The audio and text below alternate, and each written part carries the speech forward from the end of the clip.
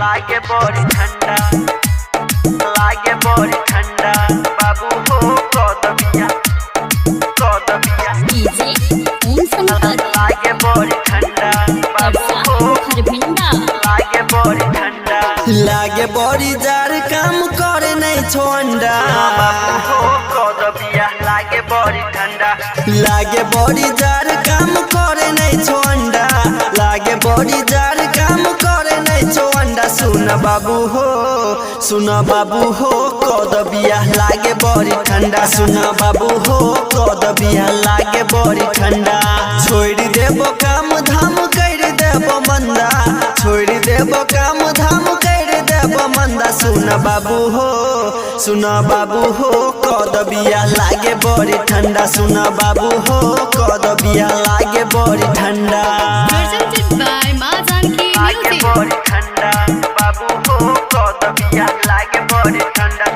DJ ओम शंकर लागे बड़ी ठंडा परसा खरभिंडा लागे बड़ी ठंडा गोर दबैबो बाबू पड़े छियो पैया हो नहीं चाही दहेज सुना नहीं चाही रुपैया हो हो कदबिया लागे बड़ी ठंडा गोर दबैबो बाबू पड़े छियो पैया हो नहीं चाही दहेज सुना नहीं चाही रुपैया हो नहीं मानबो बात डालबो फांसी के फंदा नहीं मानबो बात डालबो फांसी के फंदा सुन बाबू हो कदबिया लागे बड़ी ठंडा सुन बाबू हो कदबिया लागे बड़ी ठंडा presented by मां जानकी लागे म्यूजिक बड़ी ठंडा बाबू हो कदबिया लागे बड़ी ठंडा डीजे ओम शंकर लागे बड़ी ठंडा परसा खरभिंडा लागे बड़ी ठंडा बीतल जाय छो माग चैलेला फगुआ हो छोटका काका के दहू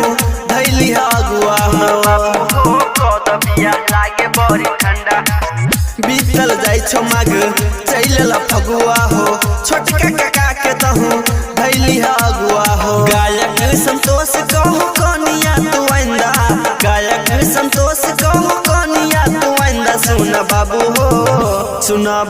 हो कदबिया लागे बड़ी ठंडा सुन बाबू हो कदबिया लागे बड़ी ठंडा।